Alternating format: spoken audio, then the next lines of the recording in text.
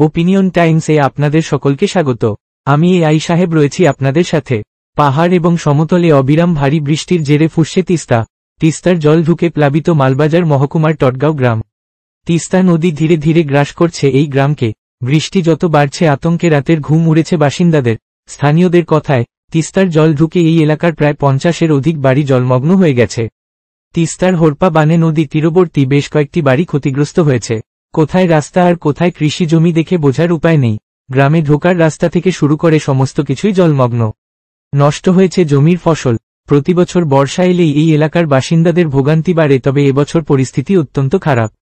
আগে যেদিক দিয়ে তিস্তা নদী বয়ে যেত সেখান থেকে ক্রমশ আগ্রাসী হয়ে গ্রামের দিকে এগিয়ে আসছে। বর্ষার শুরু থেকেই এই এলাকা প্লাবিত হয়ে গেছে। তিস্তার ভয়াল রূপ দেখে আতঙ্কিত গ্রামবাসীরা। নিজেদের সম্বলটুকু নিয়ে বর্তমানে গ্রামবাসীরা আশ্রয় নিয়েছে ত্রাণ শিবিরে। গ্রাম পঞ্চায়েতের তরফে টটগাঁও প্রাথমিক বিদ্যালয়ে ত্রাণ শিবিরের ব্যবস্থা করা হয়েছে। সেখানে নিজেদের প্রয়োজনীয় জিনিসপত্র, গবাদি পশুসহ প্রায় সবকিছু নিয়েই আশ্রয় নিয়েছে অনেক পরিবার।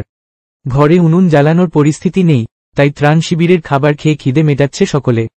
গ্রামবাসীদের অভিযোগ, বহুবার প্রশাসনকে জানানো সত্ত্বেও এই এলাকায় বাঁধ নির্মাণ করেনি। বাঁধ থাকলে আজ এই পরিস্থিতি হতো না। বর্তমানে নদী যেভাবে গ্রামের দিকে এগিয়ে আসছে, ভবিষ্যতে এর থেকেও আরও বেশি ভয়ঙ্কর পরিণতি হতে পারে। সমগ্র গ্রামটাই চলে যেতে পারে তিস্তা নদীতে, এমনটাই আশঙ্কা করছেন গ্রামবাসীরা। সেজন্য সকলে চাইছে এই এলাকায় বাঁধ নির্মাণ করুক প্রশাসন। তবে এখন দেখার গ্রামবাসীদের দাবি মেনে কবে এই এলাকায় তিস্তা নদীর বাঁধ নির্মাণ করা হয়, কবে টটগাঁও গ্রাম জল যন্ত্রণা থেকে মুক্তি পায়, এখন সেটাই দেখার। এখন এই পর্যন্ত। নজর রাখুন, সঙ্গে থাকুন ওপিনিয়ন টাইমস। ওপিনিয়ন টাইমসে আপনাদের সকলকে স্বাগত। পশ্চিমবঙ্গে এই প্রথম বাংলা নিউজ পোর্টাল। আমি এআই দিয়াসিনী, আর আমার সাথে আছে আমি এআই আদিত্য। রাজনীতির ডান থেকে বামের সব খবর আমার সাথে। আমি এআই ঐশানী। খেলা থেকে বিনোদন, সঙ্গে থাকবে সেলিব্রিটিদের কুটকাচালির খবর।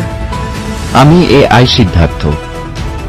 বাজার অর্থনীতি থেকে রাজনীতির ওঠাপড়া, কুর্সি বদলের সব খবর আমার সাথে। আমি এআই দীপ্তি, থাকবো আপনাদের সাথে। সত্যের উদ্ঘাটন, নিরপেক্ষ বিশ্লেষণ, সঠিক খবর প্রদান। সঙ্গে থাকুন, দেখতে থাকুন ওপিনিয়ন টাইমস।